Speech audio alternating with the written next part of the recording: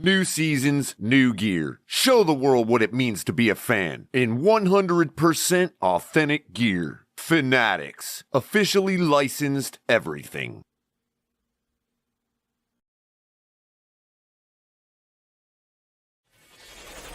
Get ready to dive into a new world of online shopping with the Fins Tailgate. Whether you're a die-hard sports fan or just looking for the latest fashion trends, we've got you covered. With a wide variety of products from your favorite sports teams to stylish accessories and home decor, we're your one-stop shop for all things tailgate. Our easy-to-use website and hassle-free checkout process make shopping with us a breeze. Plus, with frequent sales and discounts, you won't want to shop anywhere else. So come on in and join the party at the Fins Tailgate, your new go-to destination for all things tailgate.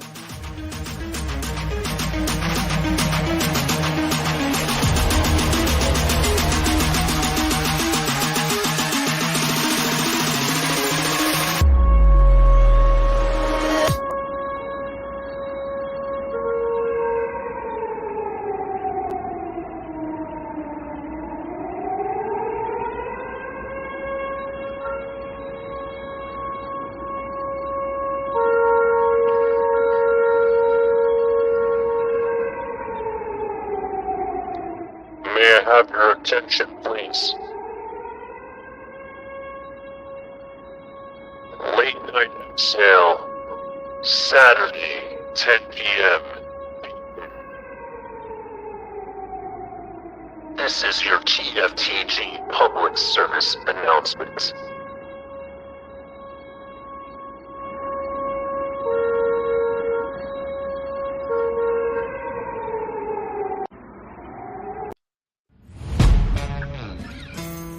Yeah. Let's go. We just gotta go hard. I go the hardest. I bring the pain. Not what you used to. It's all part of the game. Yeah, I just gotta go hard. I just gotta go hard. Go hard. Go hard. Yeah. Oh yeah, the beast's back. Adrenaline pumping through my veins, can't relax. Original, I am not the same as these cats. I sting them if they never ever mind and they beeswax. I don't ever cap, but I'm wearing like 3 hats. Never been a rat, but I know where the cheese at. You'll never get a trophy cause they all here where we at. You better believe that. When it's all said and done, I'll still be here standing. Never took a loss and it ain't something that I'm planning. I dare you to say something, my focus is A1. Every dog has its day, it's been mine since day one. This is real grind and I'm still climbing. While you still trying, I'm still shining. It's real blinding. And I'm getting hotter too. Talking top 2, I'm not a 2. You let the pressure bother you. Good morning, Fin fans. Good morning, everybody. It's 6:04 a.m. This is your host, Ali the Persian. Welcome to this ride known as the Top of the Tailgate. I will be your tour guide today, and it is going to be one hell of a show. Good morning, good day, and please hit the like button. Let's get started on the right foot. How's everybody doing? Stretch it all out. Ali's back. Scheduled time. We're going to have a little bit of a shorter show today, and we're going to finish up around 7:30 because I got some things that I got to take care of. But we'll be back to our regular broadcasting hours, 6 a.m. to 8 a.m., Monday through Friday. So, yes, make sure you hit the like button. Let's get started on the right foot. And while you're hanging out with us, check out some of the other content you just saw there. You got the El Capitan show Monday, Wednesdays, Fridays, even Sundays too. And yeah, we got some amazing interviews lined up, let me tell you, right? If you didn't know about some of those interviews, check out Shake Money's show. He had an amazing interview that I got to take part in with Richmond Webb. If you didn't know, go check out that show. It was pretty cool. Richmond Webb even gave us a really cool story about Don Shula and stuff like that. That was really, really cool. An amazing feat for myself and Shake Money and everybody to be able to, talk to this man and pick his brain, and he got to answer my questions. I'm not gonna lie, I was like a fanboy, like really hardcore. So even color, he almost cried, honestly. So let's keep it going. And you can always check out my show, Top of the Tailgate. I even do an episode, a weekly episode that I'll be starting to do more often once the season starts this week, called Broken Takes. And we also have Late Night Exhale every Saturday. And then you can also check out Color. He goes at all different times. He hangs out with me on Top of the Tailgate or any of my other shows with Late Night Exhale and whatnot. But check out Coffee and a Cup of Color when he goes live. And then we also have Shake Money with the drive times, the smoke lounges, and all the other shows Shake Money does. Lewis, hanging out with everybody on Crypto Show, Shake Money's shows, does all the Twitter spaces, going all over the place. Check out Lewis. Don't forget KP with the Fantasy Talk. Great show yesterday. You didn't get to check us out, go check it out. We had our Fantasy TFTG's Fantasy Live Draft. It was pretty awesome. And I'll be talking a little bit about that today. And then we got Crypto going Mondays and Thursdays usually. Check out Crypto Show. You get some really awesome, perspective on things about things I didn't even think about talking about it sometime. Like the special teams talk on episode 1. That was pretty cool. I really liked it was really cool. I like the content he brings. And don't forget the OG Tonks back with TMI Tuesdays every Tuesday. He'll also be doing stuff with me on the Broken Takes. So definitely stay tuned for that. But make sure you hit like and subscribe. You definitely want to do that first. In addition to that, make sure you turn on the notification bell because you're going to have a plethora of content hitting you in the face. So definitely turn on the notification bell. If you like the content a lot, you want exclusive content, or you want more content or more notification, check out becoming a member. Shout out to the members. There's 3 different levels: Amigos, Familia, and MVP, right? Don't forget that. It's really inexpensive. I think the lowest level is like $2 or $3 a month. It's like really, really inexpensive. You get exclusive content. You get to see things first, such as the Richmond Webb interview. In addition to that, you also get exclusive emojis that you can use to banter with, specifically the Buffalo Bills fans. So you get to use that against them. In addition to that, you'll get other perks and stuff depending on what level you have and whatnot. So definitely look at becoming a member if you want more content and you want to be notified faster. That's a really good way to do it. If you like to donate to the channel but don't necessarily want to become a member, we do accept super chats, super stickers, and we also accept Cash App or Venmo. You don't have to donate. We really appreciate it. But, putting this work together and put all this stuff together can be kind of difficult. So, if you were to be kind enough to do that, it keeps us afloat more, and we can make sure we continuously bring the content on a regular basis to you guys. So really appreciate it. That also being said, shout out to our affiliates. Go down to the description below. Some great information there, right? Fanatics, get your officially licensed everything from t-shirts, hats, jerseys, helmets. You can get signed memorabilia, every sport, in fact. Fanatics has everything. Their clearance section, or go to their sales or clearance stuff or closeout stuff, is huge. It's not like walking through all like little tiny knick-knack stuff. There's some good stuff you can get at great prices there.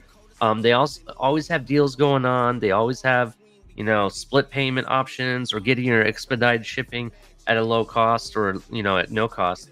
Definitely check out Fanatics. If you use the link below, it really helps out the channel, gives credit to the show, and it lets us tell them that we sent you. So definitely use the link below. Beyond that, you can get all the same deals as you would the normal link. In addition, check out Backroom Collection. Let's say you're remodeling your home, you want some cool fancy artwork, canvas artwork. Check out Backroom Collection. They have a plethora of different Miami Dolphin canvas artwork pieces. They also do custom work and whatnot. They also sell those little accessories, little visors that you can put on those mini helmets that everybody gets signed and collect. So you can also get those at where? Fanatics. So check out Fanatics as well. But if you need a lot more energy to keep up with all this content we're throwing at you, right? Check out Dubby Energy Drink.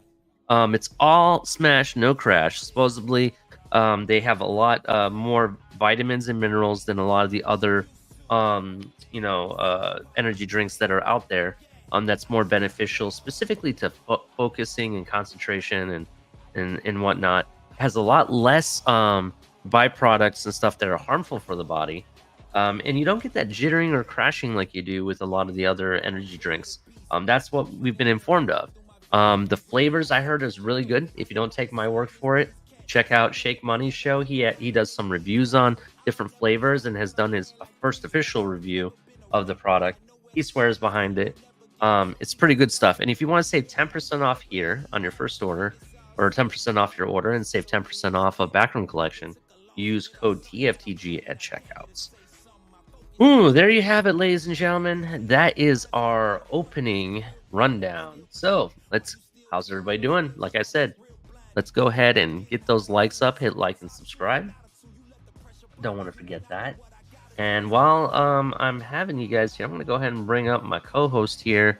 Let's play his music, because we know he loves some reggae music.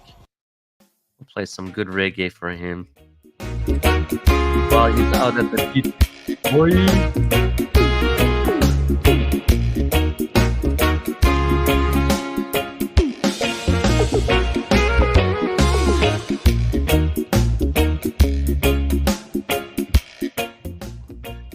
What is up, Color? I know you're maybe at the airport right now. Is that right? Almost. I'm I'm almost approaching 595. How's the roads doing? Do the traffic report.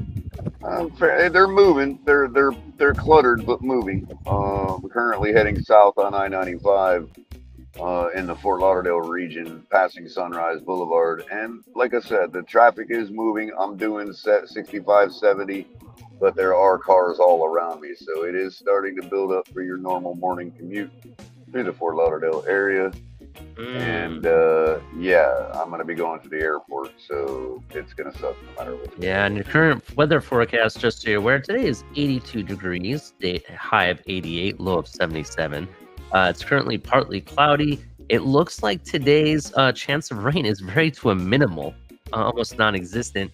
And this afternoon, it will be really sunny. It currently feels like it's 87 degrees with 70% humidity, just so you're aware. But that is your TFTG weather report, brought to you by where? TFTGnetwork.com, your one-stop shop for TFTG everything. Check out TFTGnetwork.com, and the link should be below in the description as well.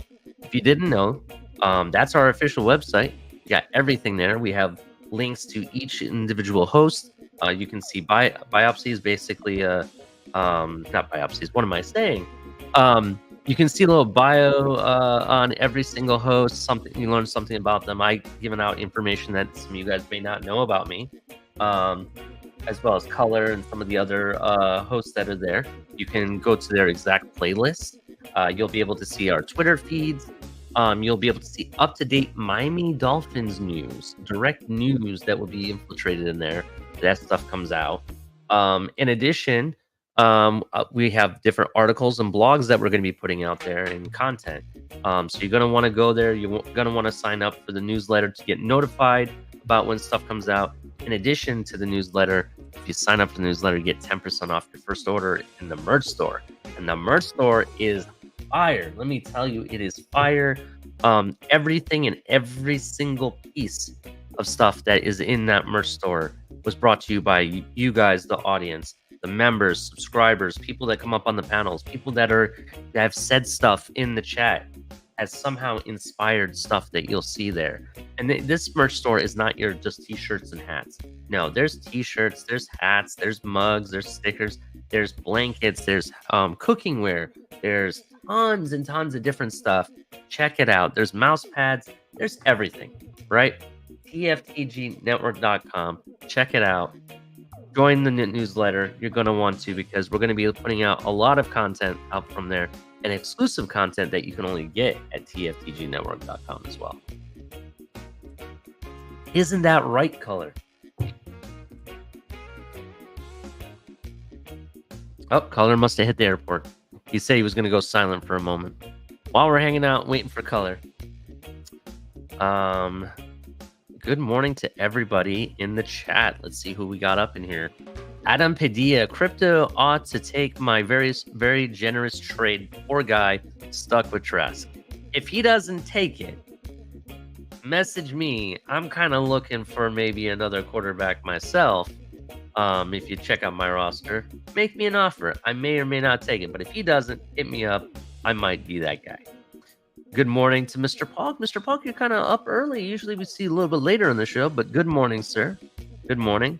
Heather Long hanging out. She's the TFTG groupie now. I see her every morning on here. And Morning Color and Ali, another day of hot tea for me. Hot tea? I didn't know you were under the weather. I'm really sorry about that. I hope you feel better. Hit the like button if you want Heather to feel better. Please do. In addition, Brian's Brains. Check out Brian's Brains. Good morning. Definitely good morning with coffee. Billy Bozo. That's a new one from Facebook. How's it going? Run the damn ball this weekend. I agree. We need to definitely run the ball. JC, good morning. Good morning, JC. Richard McLean, how's it going?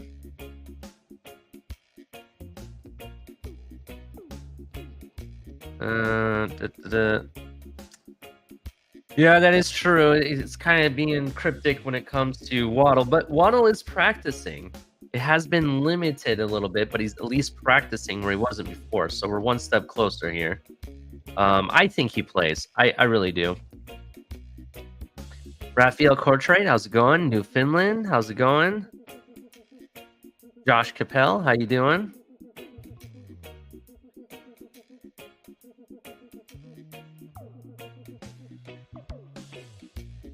Ugh.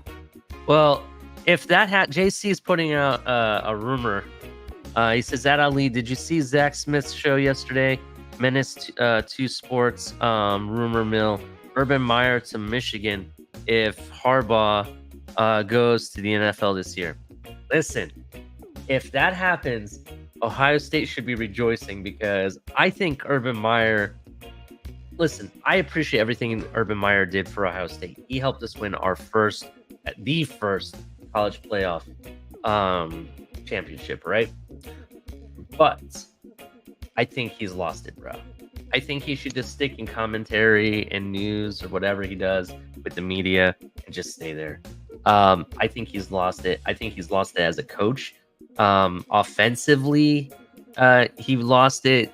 People are even saying he was losing it, with his offensive play calling and whatnot. And I don't think he really knows how to read defenses anymore. Let alone, you can't trust him in a bar by himself. I mean, come on. That's what I'm going to say. So if Michigan wants him, go for it. Golf clap. I'll be all for it. If you know what I'm talking about. Let's see here. I think I got every Kenna Rankin. How's it going? I just want to make sure I shout out everybody. Yeah. So shout out to everybody. Caller, are you still with us? Or are you dealing with airport security? I am driving into the airport now. He's driving into the airport. Okay. I will be right with you in a moment. All right. Caller's going to be silent for a little bit. He probably has to be strip searched by TSA, but that's okay. Just kidding, Caller. I'm trying to wake myself up. I'll wait for Caller to come back. As soon as he comes back, we will go ahead and start with Coffee of the Week, as we always do. And I have a plethora of articles I'll probably go over with you guys. Meanwhile, I'll give you guys a little preview of what happened last night. So last night, we had the TFTG fantasy draft, right? And unlike any other time I've ever played fantasy football, this is the first time of a couple different things. It was the first time I played in a league where there were 20 teams, not just 8 teams or 10 teams or even 16 teams, 20 teams, right? 20 teams I had to go up against, let alone yours truly had the number 1 overall pick.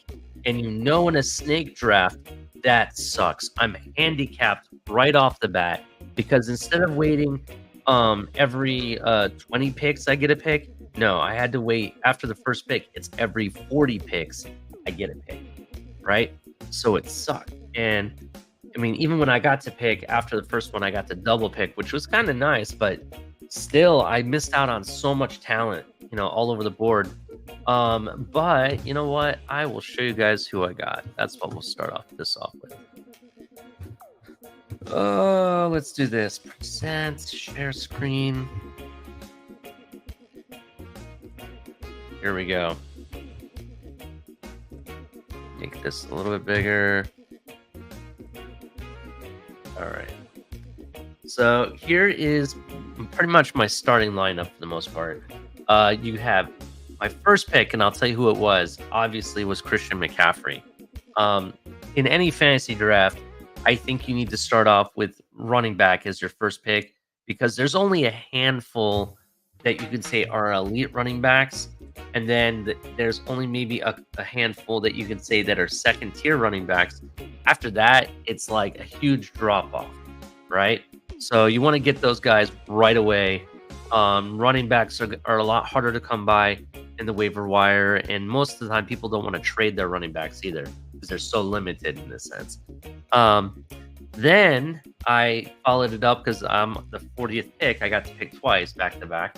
I went with Aaron Rodgers. He was the best quarterback available at the time.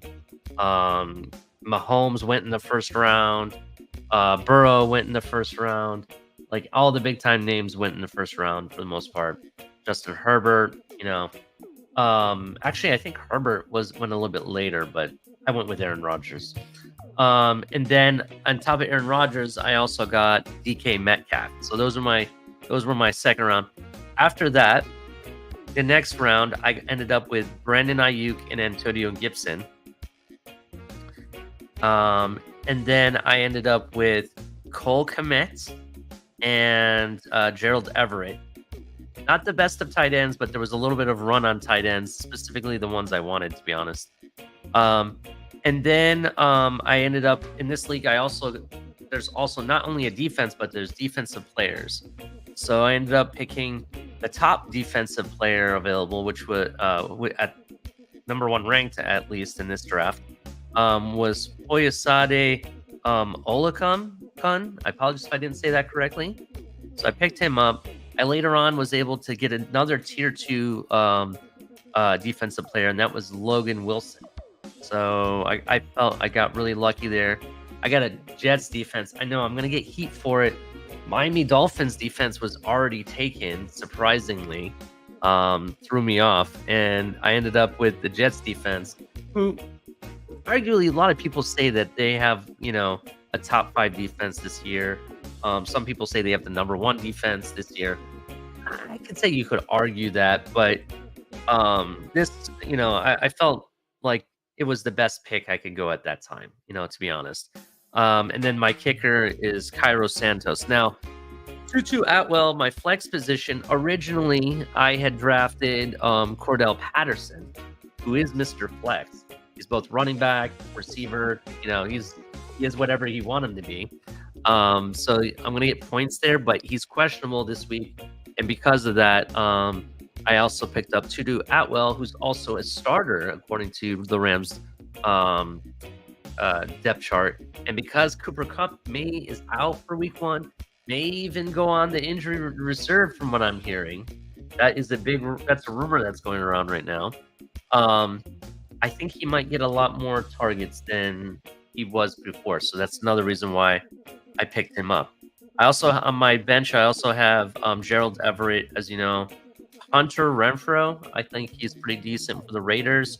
Another defensive player I got was Devin White, another tier 2 linebacker. So I thought that was pretty good. I also picked up the Chiefs defense. It was a hard pick who I was gonna pick, the Jets or the Chiefs this week, because the Chiefs play tonight. So shout out to Thursday night. I don't know. I still might change that before it's said and done. I keep going back and forth between it. I mean, Detroit had like the 3rd most scoring offense in the league last season, so that's kind of, and they got better. They have better players now. That's why I'm kind of like, do I want to go Chiefs versus Detroit? Because I think Detroit can at least put up the points. Even if Chiefs win, Detroit's going to put up the points. That's the thing. I think I'm going to stick with the Jets because I think the Jets can make the Bills game a boring game for the most part, and that's why I'm sticking with the Jets. And then so I didn't really have a backup quarterback. So there's 20 teams in this league, and there's a situation where you may not get a starting backup quarterback, because there's so many teams, right? So I had to start picking slim pickings. I picked up both Sam Darnold, who I honestly think is going to end up, starting eventually for the Niners. Things have not looked great with Brock Purdy. Not saying that Brock Purdy isn't going to do good, but it could be at some point that maybe some injury happens, or maybe it's not working. They might go to Sam Darnold as the number 2 quarterback, become their starter. So that's why I did that. I also put, knock on wood, nothing happens, but in case, I have Mike White as well. That was really because there was nobody else that really I felt comfortable with, to be honest. And then I went with this guy, and the Buffalo Bills fans are like, good pick, obviously because he's a Buffalo Bill now. But he was a Dolphin first, and I picked up Trent Sherfield. If you didn't watch preseason at all, I'm going to find out Trent Sherfield actually had a pretty good camp and started to build rapport with Josh Allen. I think he could be a surprise this season. We'll see. We'll see what happens. A lot of faces are gone from Buffalo now, so he might have a chance. The pundits don't really say so, but it was just one of those last picks, Mr. Irrelevant. Just to see who we would pick, and it's really just picking a straw out of hay, basically. I don't, whatever the term is that you want to use. So it's a doesn't matter type pick. I'll probably play the waiver wire and as I go along here. But that's what happens when you have the first overall pick and you have 20 teams. It was ridiculous. Color was there; he can tell you. Color, are you back? Or are you still going through airport security?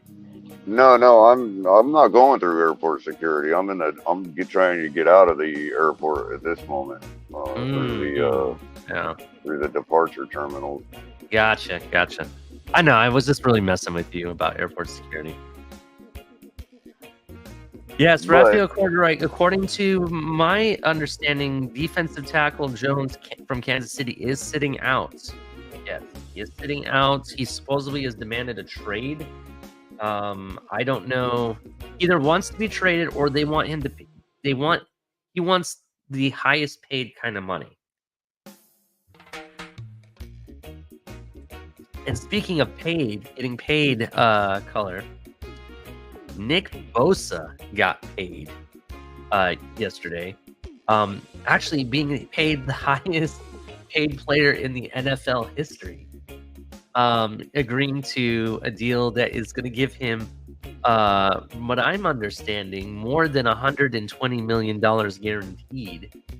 And it's ridiculous money, dude. It is ridiculous money. But Color, Nick Bosa is a top tier player. He is tier 1. He's number 1 when it comes to defense. If you didn't know, I got a lot of flack on Twitter the last 2 days because I posted a rumor hours before he resigned.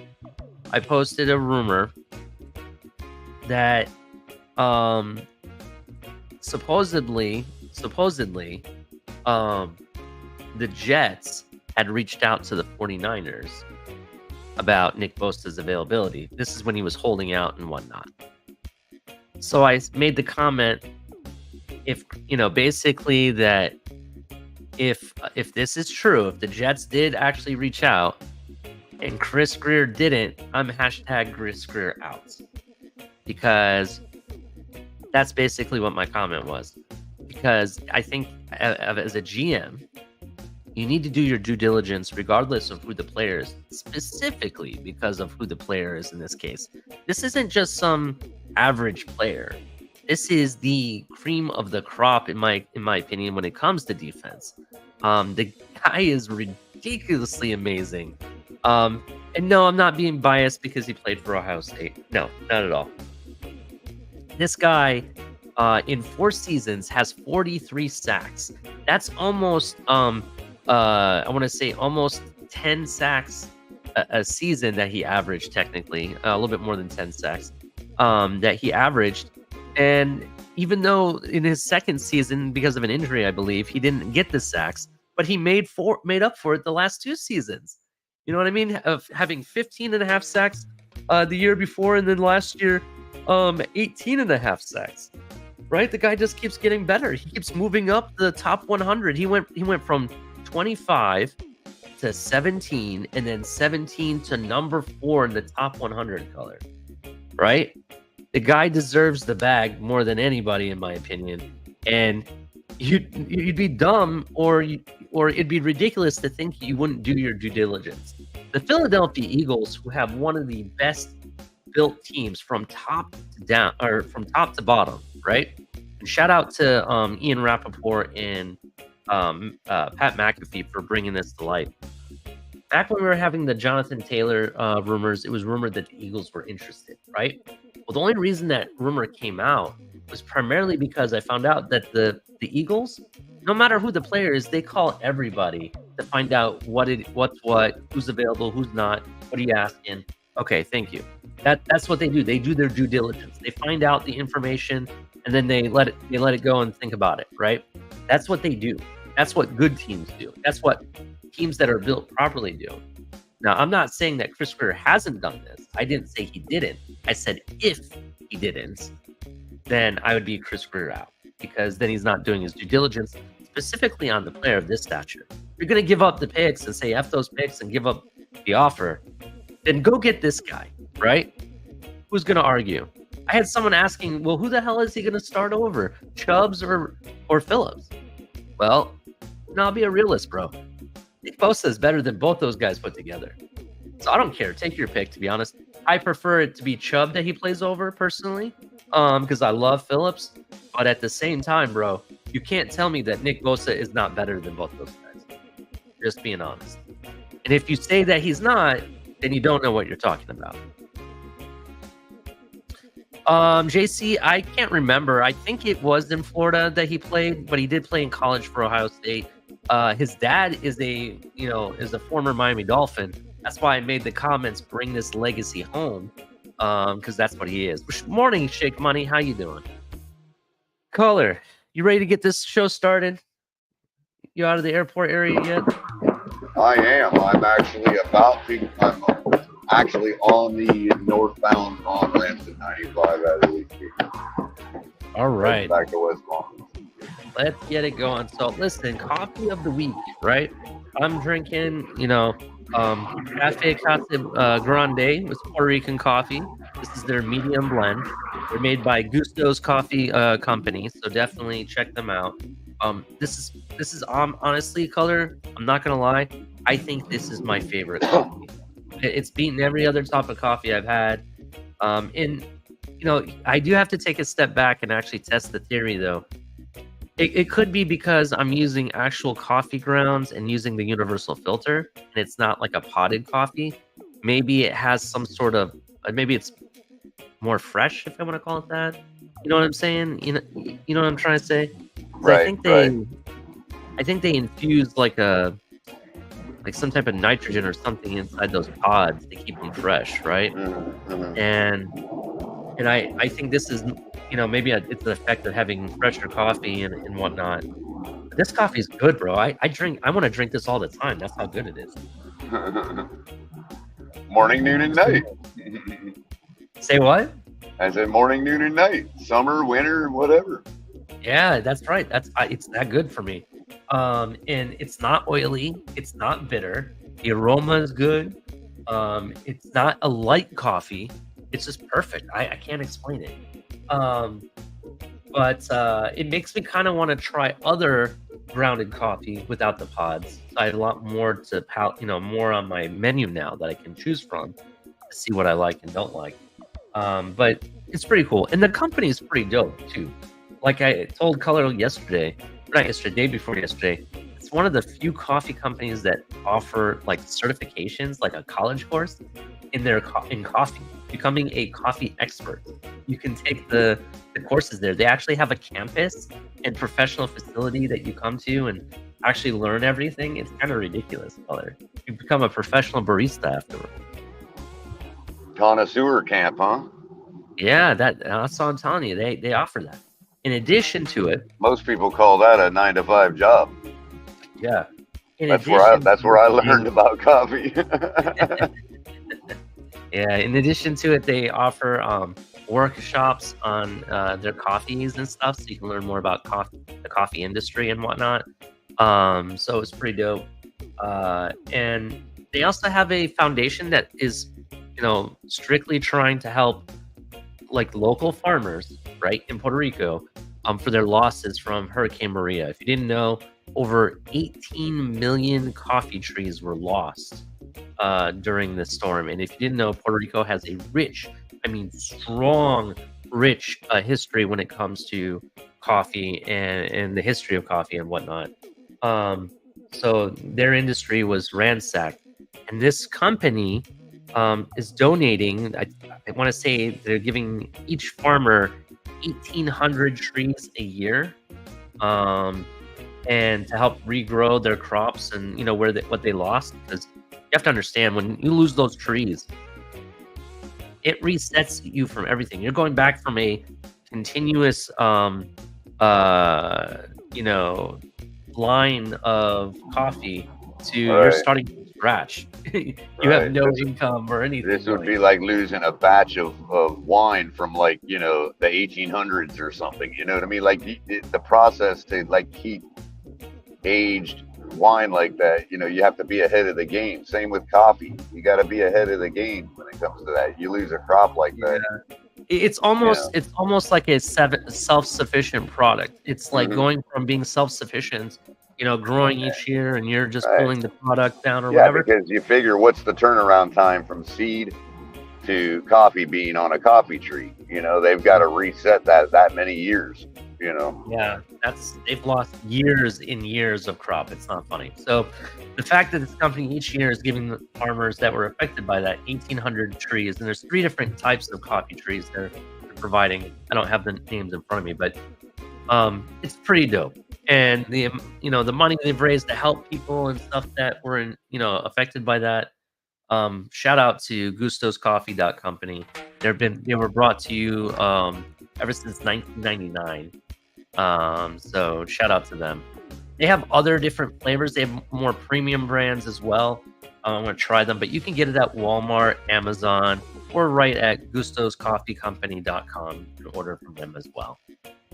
It's not bad price. It's really good coffee.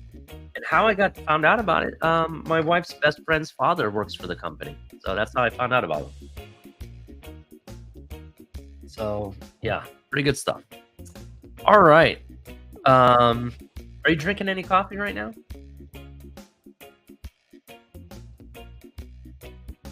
Take that as a no. I am actually, yes, I am back to Mid Cafe.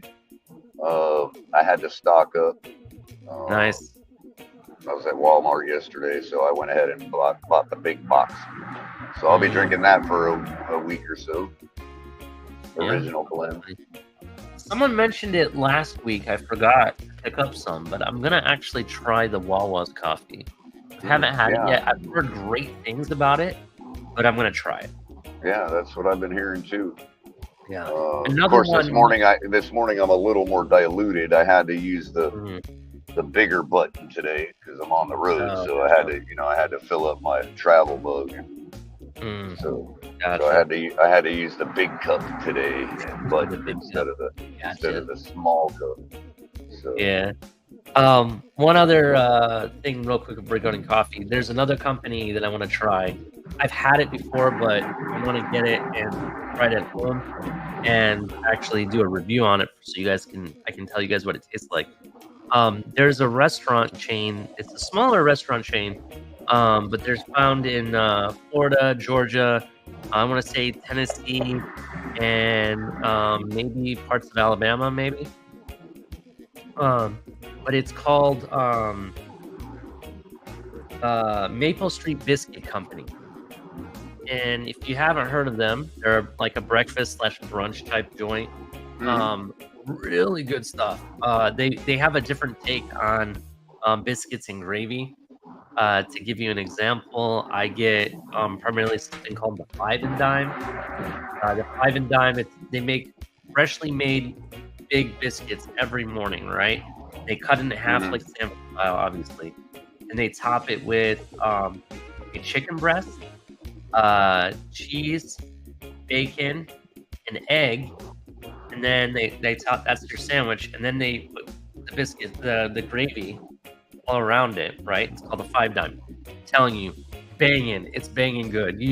Obviously use a fork and knife or whatever, but it's definitely banging. And their coffee is really good. They have a maple flavor that I really, really love. You can actually taste the maple in it, even without creamer and everything. You can smell it and taste it. It's really good. Yeah, from what I understand, they scrape the maple right off the street at that place. Funny. No, it's really, really good. I'm telling you. But check out Maple Street Biscuit Company. They have a variety of different stuff on their menu. It's a really dope place. Great coffee. And yeah, they have like, I want to say 7 different flavors of coffee that you can try there. But it's really good food. They have, I want to say they're in Jacksonville, Tallahassee. Yeah, you told me there was. You had also mentioned there's one in St. Augustine. You had told me about.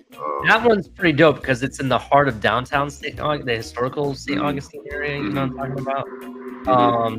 That one is really dope because it's actually a historical building and everything, and it kind of makes you feel like you're in old time. But actually, hold on. There's another location. I think it's closer to you, Color. It is. Let me see where this is at. Pembroke Pines? That's south of you, isn't it? South of where I'm at now, yeah. Yeah, so Pembroke Pines is down closer to the stadium. Yeah, everywhere else seems like it's either on the west. They're in Tampa as well, if you're in the Tampa area. St. Petersburg, Gainesville. There are all those areas, but around here it's primarily Orlando and Pembroke Pines before you get to locations that are in, Georgia, South Carolina, Tennessee, places like that. So check that place out. We got some good food. So just so everybody's aware, I'm heading north on 95, passing through the North Lauderdale Tamarack area. I'm approaching Atlantic Boulevard, State Road 814. Traffic is starting to slow down a little bit on 95, but still moving. So keep your distance, keep it moving, and let's not have a stoppage. Definitely. We're going to move to the next segment. Like I said, I have a hard stop at 7:30, and I want to get through some of these articles too. So the next thing is Cause for Cleats. Today's Cause for Cleats is Communities in Schools Atlanta, or CISAtlanta.org is the website you can go to. And no, it's not CIS Miami or any of those types of shows. It's not like that. Not at all.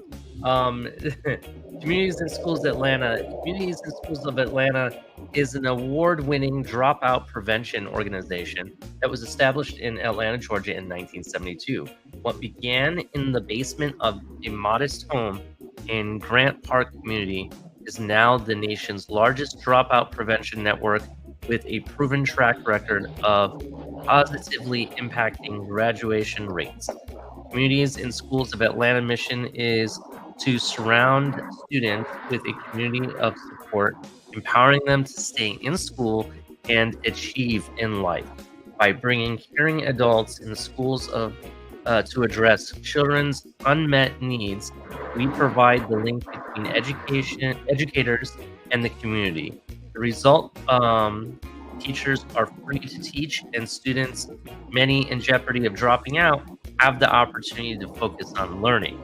Communities and schools of Atlanta empowered 34,000 students during the 2020 and 2021 school year, and 2,106 of those students received intensive individualized support. 97% of our class load students stayed in school, graduation on time, or were promoted.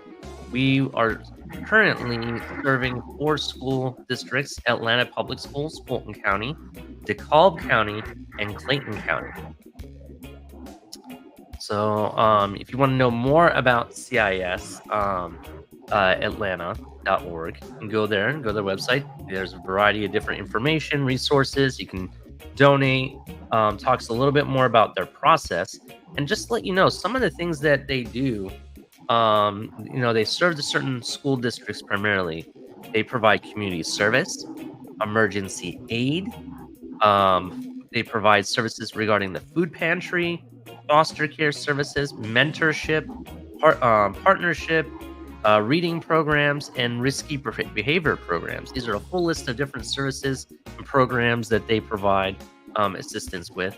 In addition, you can go there and read more about, the targeted group of support of their different tiers of services, as well as the different types of students that they serve as well. I think it's a great program. I think this is an issue that is not just affecting Atlanta, but it's affecting a lot of states, Florida and a lot of different states.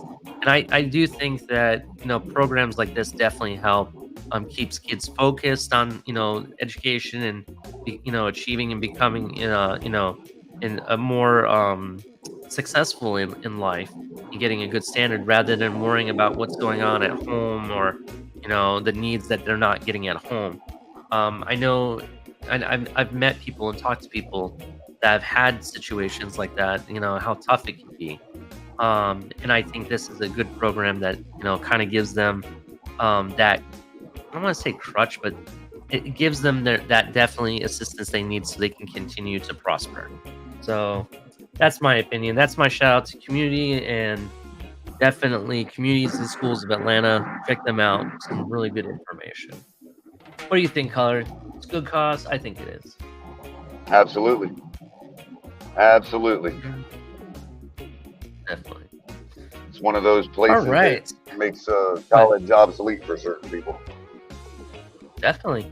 And listen, graduating from high school and everything, people might say, well, what do I need that for? You may not need it, so to say, but it definitely helps. It definitely opens up the avenues for you for a lot more jobs than you may have, had the opportunity for before. And it creates more avenues and everything for you. So that's why it's important. For me, do what you need to graduate high school or get your GED. I think that's really important in life. I'm not saying you have to go to college or anything to be successful, but what I am telling you is that by having your degree or GED, it opens up a variety of different avenues. Your choices are not just limited to one. And it gives you the opportunity at least to do something while you're waiting to be able to go to college, for example. I'm still going to college myself. I don't have my degree yet. It's not because I didn't graduate high school. I did. I just took a different career path. And because of that, I'm very successful at my job. And 2, I've had children and whatnot. I've still been able to go to school part-time, during that time. But I'm still going. So it's not something that you just have to give up on. I think by having your GED, it's definitely something to be, or your high school diploma, is definitely something to have in your pocket no matter what. This is my opinion. All right, Colin. Are you ready to get the show on the road with the Dolphins talk? Because everybody's waiting. Yeah.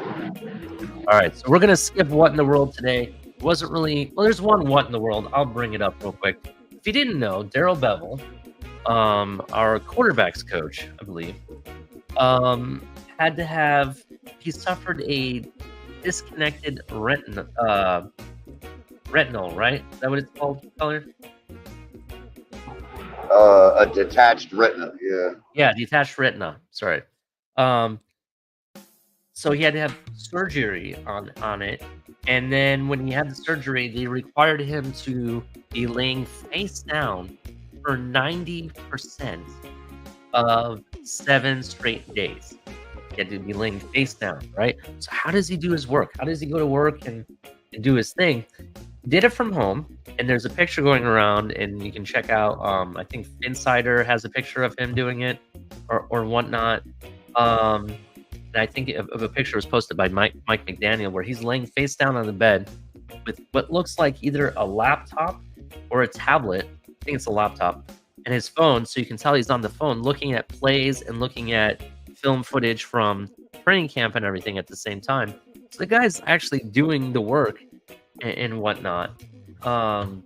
So I think that's really dope that he still stayed focused on it, and it shows how much of a hard worker he is at the same time. But that's crazy. A detached retina? Oh, that has to be scary, man. You know what I mean? I don't know how bad that is. I mean, I'm not really a doctor or anything, but it sounds scary. I don't know what you think about it. What do you think?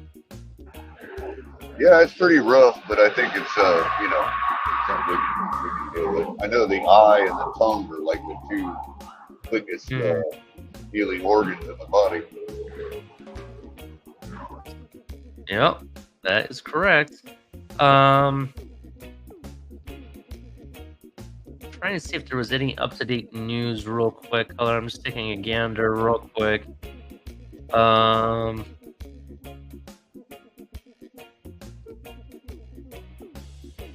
This could be why why we didn't get no offensive linemen. Yeah, that is true. His eye test might have been a little affected by the detached retina. So, according to Dov Kleiman, the Pat McAfee show will be aired on a tape delay on ESPN to control possible cursing. I thought that was kind of funny. Though Pat McAfee stated that he was going to try to control it or dumb it down. His show actually begins first ESPN broadcast on noon Thursday. That's today. So that was kind of interesting.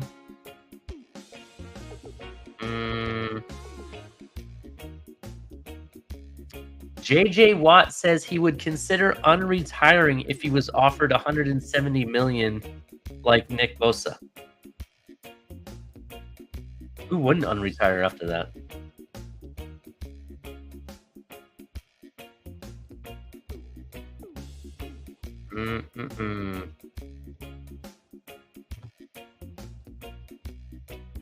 Yeah. All right. That's kind of what I got for What in the World. Do you have anything to add to What in the World? Was there anything crazy that you saw? Not off the top of my head, no. Not that I can think of. Other than stop using paper straws. They have more forever chemicals than plastic straws. But other than that, that's it. Yeah, here's a big one actually, and for those people that are in the race for Caleb Williams, an update: USC star quarterback Caleb Williams is willing to stay in school if he doesn't want to play for the team with the first pick in the NFL draft. Caleb's father, Carl Williams,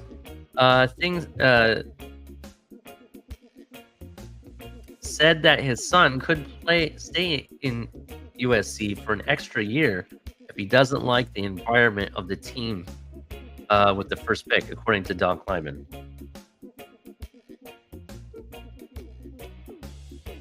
The system is completely backwards. The way the system is constructed, you go to the worst possible situation, the worst possible team, the worst organization in league because of their desire for parity, get the first pick. So it's the gift and the curse. I'm going to disagree with him. It doesn't always have to be the worst team. It just had to be whoever tanked better. And sometimes good teams tank, right?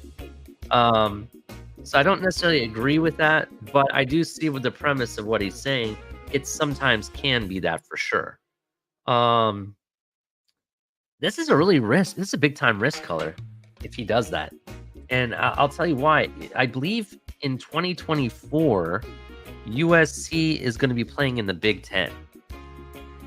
And the Big Ten is known for their defenses primarily. Their bone-crushing defense with really good running games. That's what the Big Ten is all about, right? So having the good running game would be good. But the bone-crushing defenses that he's going to play against are a lot tougher than what he's experienced in the Pac-12. The Pac-12 is soft when it comes to defense. They're primarily offensive teams. They're more of a passing game type style teams, and that's why I'm kind of like wondering if he could keep up with that, with the quality and the type style of offense or defense, I'm sorry, that he'll face up against the Big Ten. You know what I mean? There's more competition. So, you know, more, what's the word I'm looking for, color? Like, the competition's a lot higher. You know what I mean? Like, there's more tougher teams that he's going to face, in my opinion. You know, you got Michigan, who's been in the playoff race the last 2 years. You got teams like Penn State, who are always trying to make a run at the playoffs. Always. Right. They're always one game out of it somehow, right? Wisconsin's always good. They're always in the top 15, you know, usually. You got teams like Michigan State that's always ranked at some point. Iowa, who out of nowhere puts out really good defensive players or tight ends all the time, and somehow knocks a team off here and there. Well, this USC, just so you know, this ain't going to be any walk in the park coming to the Big Ten, just being honest. Right. Well, I can tell you that, you know, he's probably going to get what he wants because, you know, these teams look at the psychological aspect of these players too. And a guy coming out being all about me, and I want to make sure that I'm on a team I want to play for that's competitive. Okay, you're the first. You're one of two people in history that have ever been able to pull that off. You know what I mean? And so to me, it's like, you know, at what point does a team see that as, you know, not a team player? Like, couldn't that push his draft stock down inherently? So he may end up getting what he's asking for. You know, I mean, it didn't work out very well for Josh Rosen coming out saying, hey, 9 other teams made a mistake, remember? So there you go. I mean, hey, whatever. Put it all out on your plate, buddy. Just make sure you eat what you serve. It didn't help Josh Rosen saying that, you know, either you draft me because you want me or you don't draft me. Something to that effect. Right. Like, but I mean, it didn't really seem like he was excited about getting drafted. I didn't understand the whole premise. Right. But I mean, you know, it's like, okay, so stick yourself in college for another year and see what people think of you then. What is it? It's still going to be a first-round team that wants to pick you. It's still going to be a tank team that wants to pick you, whether you stay in one more year or not. Yep. Definitely. All right, Color. Well, it's time for some football. We're going to finish off the show by reading these articles. So let's get it going here. And time for some football. Let's talk about it because I gotta close down around 7:30. So new deals could potentially provide Dolphins much needed cap relief, according to Omar Kelly. The moves the Miami Dolphins made the past 2 weeks, trading away 2 veterans, restructuring a contract, and signing 3 players to extensions, could buy South Florida's team some cap relief for the upcoming season. While Zach Seiler and Alec Ingold contract taxed the $13.6 million had in cap space when training camp began, reducing it to $4.6 million.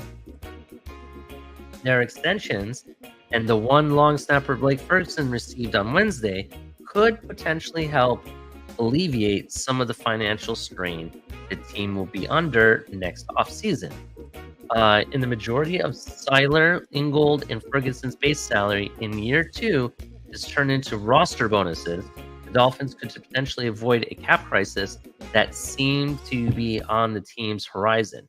Turning base salaries into roster bonuses has been Miami's main strategy in recent years to create spending room for the offseason, and doing so with Seiler, Ingold, and could clear $6 to $8 million in cap space next offseason, depending on how the restructures are done. It's difficult to tell how much financial relief restructuring Ferguson's new deal can create until we learn the details of his extension. But based on a long snapper's salaries, which are usually close to NFL minimum, the savings might be minimal. Next year, the Dolphins are projected to have a cap deficit of $26.5 million, which decreased from $32 million because Cedric Wilson's contract was reworked last week, eliminating his 2024 salary. Restructured deals could save additional money. Applying potential savings of $6.8 million restructuring these new deals could drop Miami's deficit to under $20 million. Pair that with almost inevitable release of pass rusher Emmanuel Ogbah next season, which would create $15.8 million in cap relief if he's designated a post-June first cut. And the Dolphins will be close to baseline when it comes to cap space for 2024.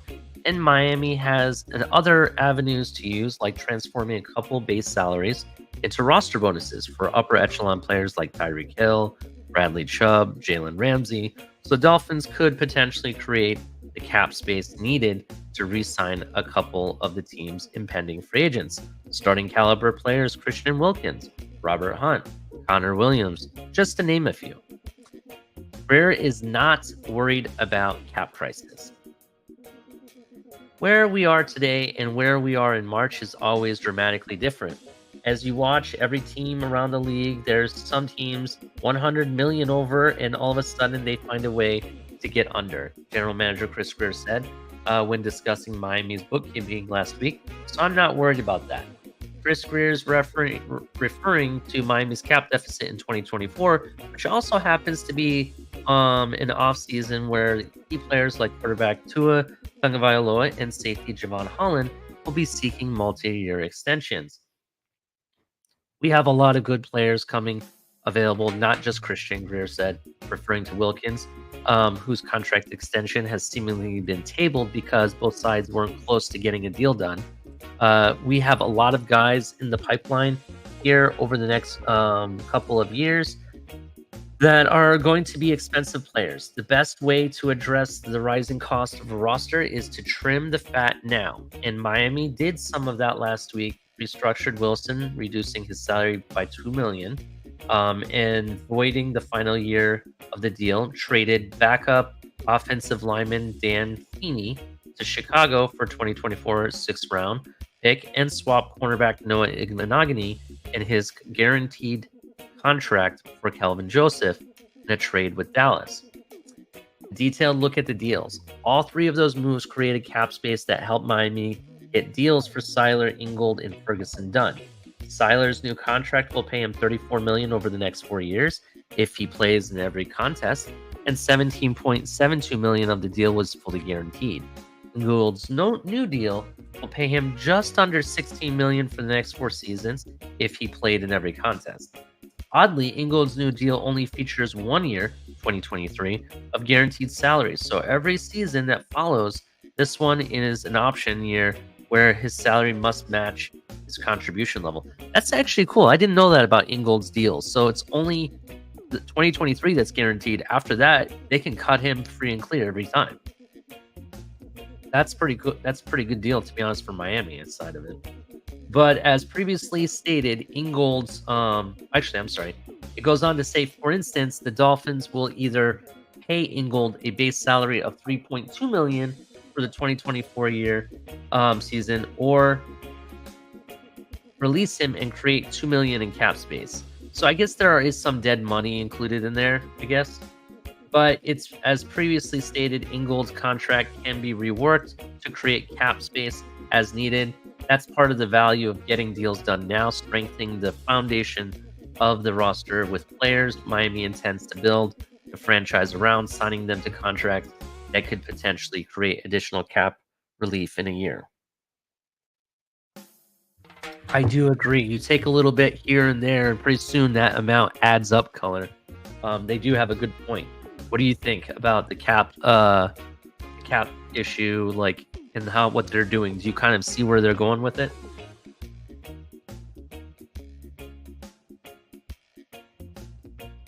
Did I lose you, Color?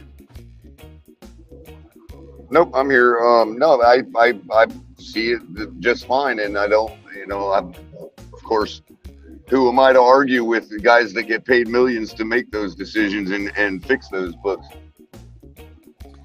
Yeah, I definitely agree. I think the biggest thing is, like, people think that just because you're over the cap, you're in cap hell. No, there are ways to get out of cap hell very easily.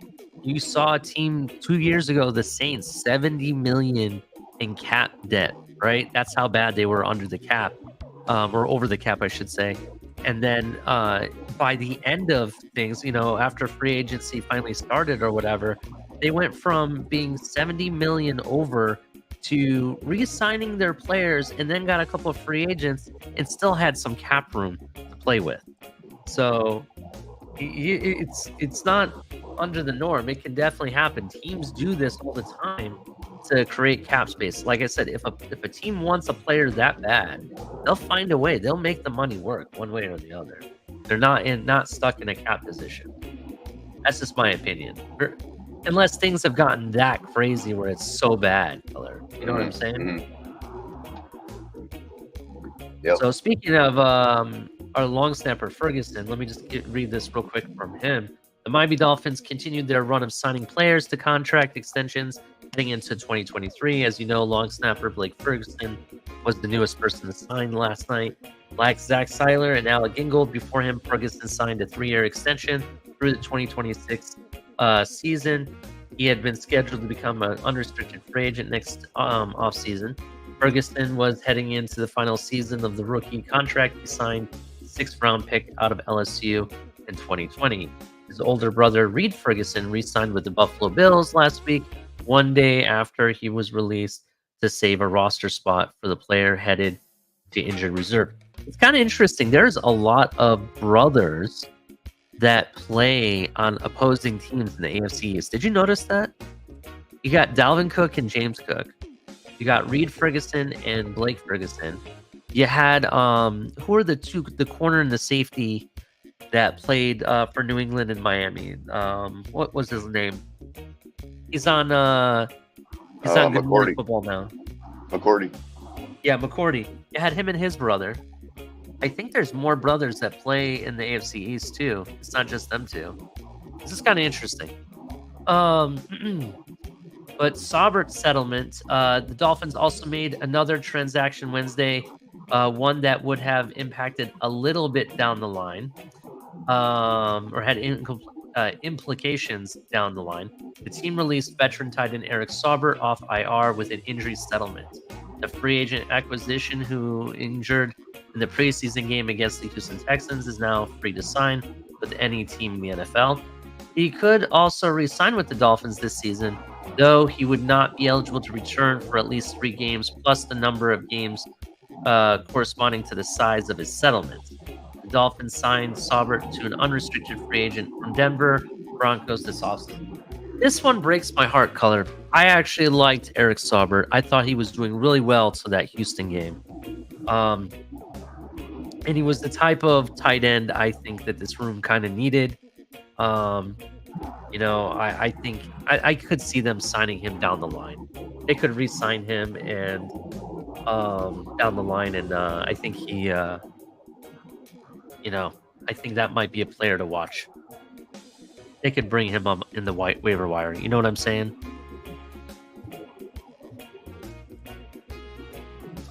Sure. Let's keep it moving. Let's see what else we have. So let's talk about this. This one has a little bit to talk about. We're going to break down the first week 1 Dolphins Chargers injury reports. Because he wasn't spotted at practice during the portion open to the media, it was expected that Teron Armstead would be listed as did not practice on the first injury report of the 2023 regular season, but there was a twist nonetheless. While the nature of the injury Armstead sustained in the second joint practice against the Houston Texans wasn't clear, it certainly was eye-opening to see the specific injury that kept him out as a back, ankle, and knee. Armstead was one of 11 players listed on the injury report with some kind of issue, although 6 of them were full participants nonetheless. The only player that Armstead, other than Armstead, who did not practice Wednesday was defensive back Elijah Campbell, who sustained a knee injury in the preseason finale against the Jacksonville Jaguars. Now, before we continue, why this is kind of eye-opening is back, ankle, and knee. It's because we understood his injury was just a lower leg injury, right? And I was assuming he had like an ankle sprain, either a high or low ankle sprain, something to that effect, right? But the back and knee, I didn't expect. That also being said, it's not out of the norm that players get put on the injury report for various different reasons. They might be putting him on the injury report for this. Maybe they get away with it because the fact that he did have some of these issues in the past, right? And the reason you may put it like that is because it could be a tactic to kind of throw the opposing teams off, or just to keep him on there so he doesn't have to practice. We saw that all last season. I don't think wasn't Teron Armstead Color one of the few players that didn't practice at all, hardly. I don't think there was a week that we saw him practice at all last season, did we? Right. No, not that I can remember. There was times where they did add things to his injury report that was issues. You know what I mean? He could have woke up and said, you know what? I kind of hit my knee on that door right there. I have a knee issue. You know what I mean? He could just say that and they throw it on there. But it could be a way to keep him from practicing at least, having him on the injury report. So it's nothing out of the norm. Just my opinion. Waddle's injury revealed among 3 players who were listed as limited in practice was third-year wide receiver Jalen Waddle, who was injured in joint practice against the Atlanta Falcons the week before Armstead was hurt. Likewise, the exact nature of his injury wasn't quite known, as he was listed as dealing with an oblique issue. Cornerback Justin Bethel, knee, and tight end Julian Hill were the other 2 players listed as limited. Bethel, though, was back at practice for the first time since the second joint practice against the Falcons. And other 6 players on the injury report were Devon Achane, Savon Ahmed, Raekwon Davis, Liam Eichenberg, Brandon Jones, and Connor Williams, all who were full participants. So he had an oblique issue, huh?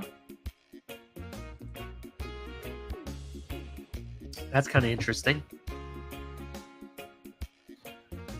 Chargers injury report was very short from what I saw. The Chargers are doing much better physically than the Dolphins at this time, with the injury report consisting of only 2 names: rookie linebacker Dan Henley, who has a hamstring, and third-round pick from Washington State was the only player who did not practice. Outside linebacker Chris Rump was listed as limited with hamstring injury. The Dolphins' 11 players on their first injury report tops the 10 they had for their 2022 opener against New England, and even that included 2 players who were limited as vet rest days, which was Armstead and Melvin Ingram. Well, I believe Melvin Ingram is still a free agent color. That could be a name we could pick up. What do you think? I mean, yeah, sure. I would do it. Let's say Agba's not getting it done for you. Bring in Melvin Ingram, bro. I would. You could put him in linebacker too. So, let's see here. What do we got next, color? I don't know, bro.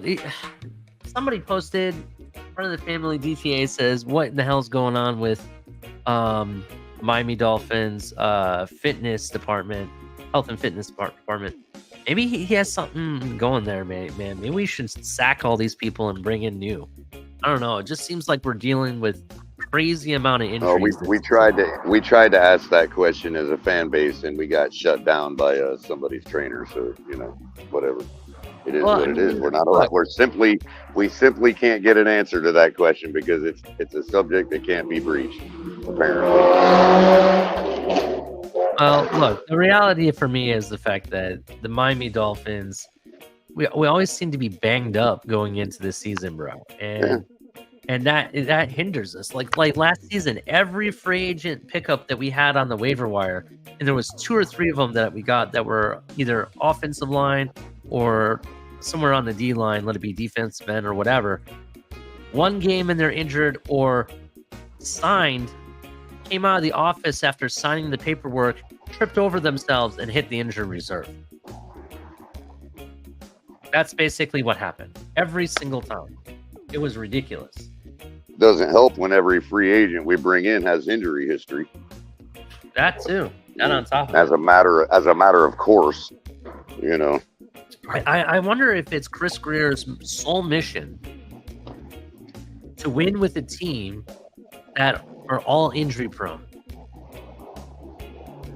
You know what I mean? No, it gives him outs. It gives him excuses, bro. They love injury prone players. I don't know. Well, we would have won. We would have made it playoffs this year had it not been for that one obscure linebacker that got injured.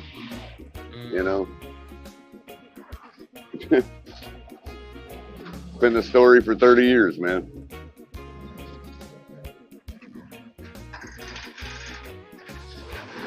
Yeah.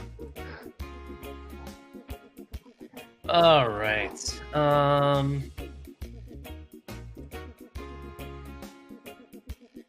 All right, let's go over this. So several things come with the first week of the regular season opener, one of them being uniform number changes. So if you saw, there was some number changes recently, some kind of big ones in a sense. As the Dolphins return to practice Wednesday, 5 players have switched numbers from what they were in training camp. Quarterback Skylar Thompson took, for example, went from 19 to number 6. So he took Trill Williams' number, right? Running back Chris Brooks, Calvin Joseph, cornerback Harry Nickerson, and tight end Tyler Croft all picked new numbers. So Brooks went from 33 to 35. Joseph went from 35 to number 9. And Nickerson went from 39 to 34, while Croft went from 48 to 82. A lot of number changes. Let's see here.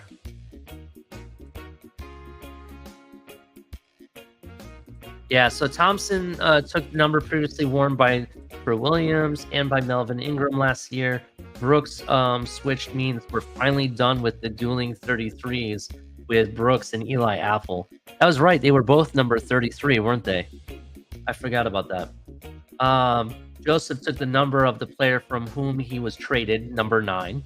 Noah Igbenogany, while Croft took a number much more common for tight ends, though he could have played with 48 had he wanted.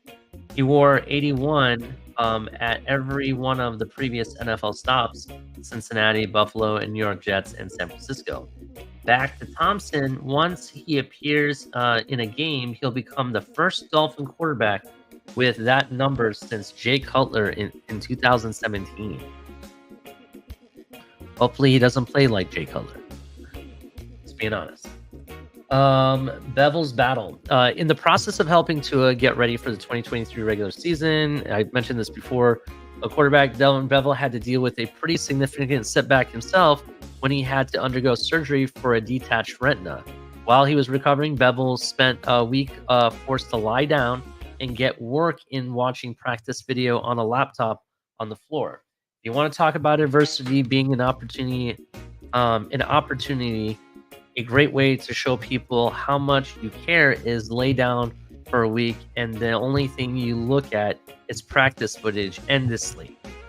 Head coach Mike McDaniel said, there's a lot of things I haven't really gone through. I kind of venture to explore what that would be like a week like this. What was cool was the team moment, that because that little story, which people have their own stuff to worry about, but there's so many stories like that where people are sacrificing things, going through things to contribute to the team, whether it's a coach or a player. It wasn't lost on the quarterbacks. You should have seen them the first time we talked about it after he got the surgery. You should have seen their eyes light up. This was practice. This practice is all Bev's got going. He's going to watch it on his iPad for the next 24 hours, so live with that. They ended up collectively, all three of them had a really good practice that particular day that it occurred. I don't think it's a testament to who Bev is and the players on the team and how people are all in with each other. You know, it's one thing listening to You had to Mike say all McDaniel. that for a detached retina, dude? Really? Yeah, well, let me just tell you, it's one thing listening to Mike McDaniel. It's another thing reading Mike McDaniel. It's kind of hard. Just being honest. Yeah, no doubt. I love the guy. How I did love he- how how the did guy he- how did he turn psychoanalyzed into- everything. I get it. I love it. I was But going to say, at how the did he turn in a coach's medical problem into this inspirational thing about, you know, guys looking out for each other? And it's like, God, man, just stop it already. You know? He's a people's guy. It's who he is, bro.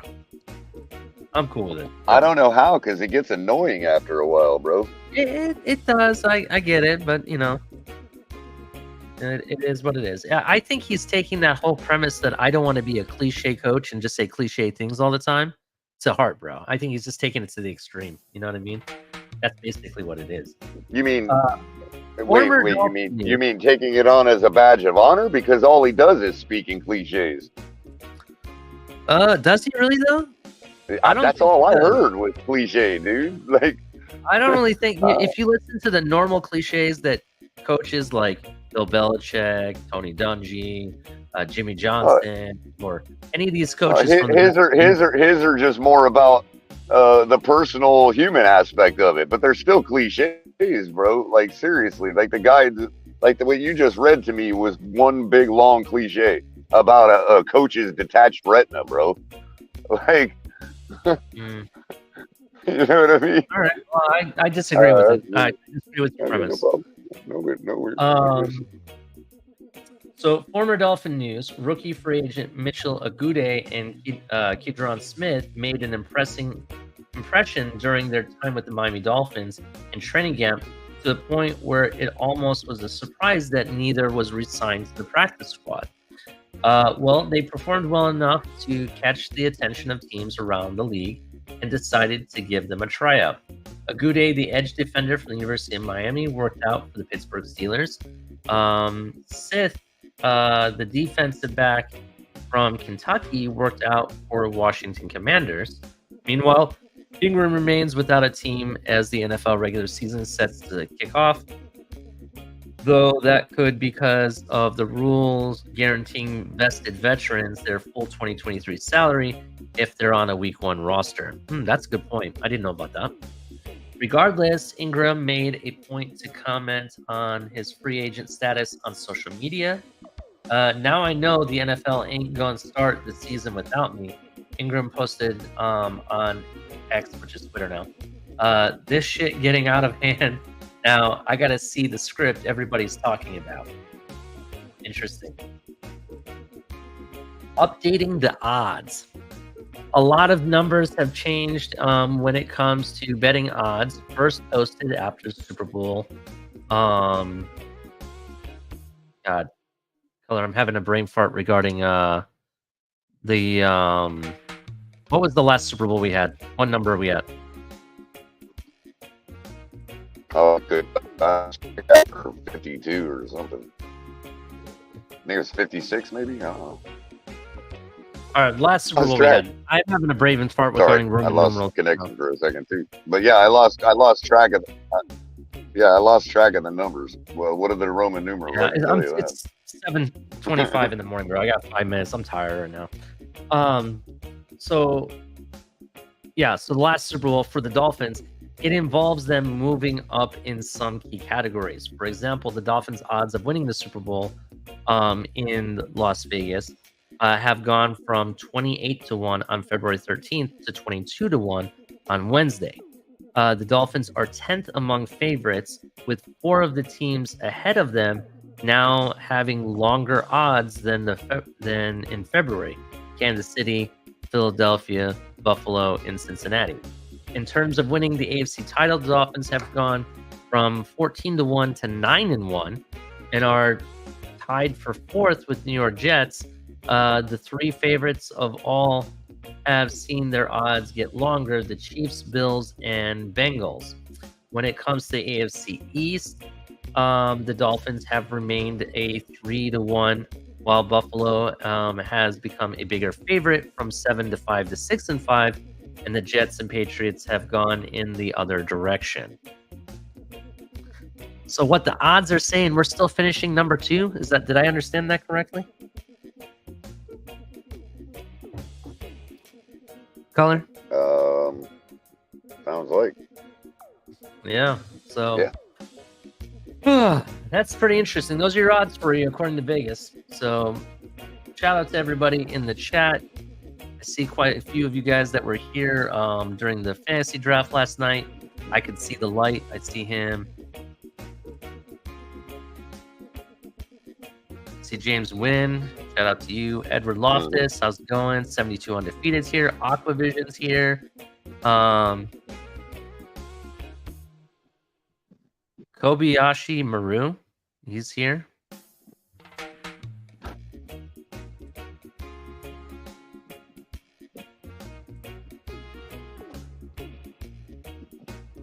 Lewis is up in here. Shout out to you, man.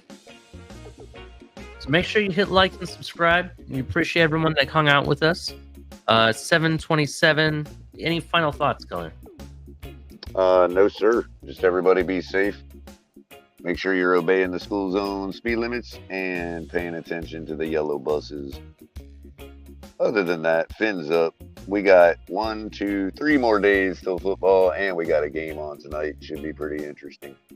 Looking forward to that. And yeah, so make sure you keep coming back. Hit the like button, share, and make sure you're hitting the notification bell for any surprise content from TFTG. That's right. And like I said, if you haven't checked it out, go check it out. There is a Richmond Webb interview, TFTG exclusive with Richmond Webb. Definitely check that out. It was really good stories, great stuff, great content. Shake Money made it happen, so shout out to him.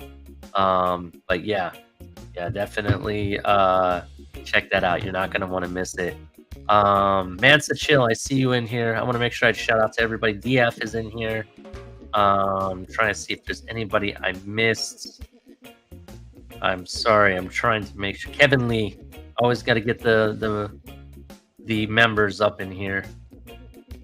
I can see Light had a good draft last night. He took some players I wanted.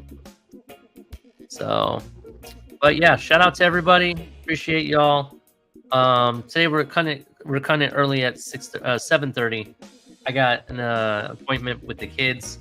But anyway, we'll see you. We'll see what happens Thursday night. Color, you're gonna get your DraftKings in tonight, right? I am. Yeah, you should get it in now so you don't forget after when you get home. Obviously, not while you're driving. Yeah. So I'll see y'all tonight.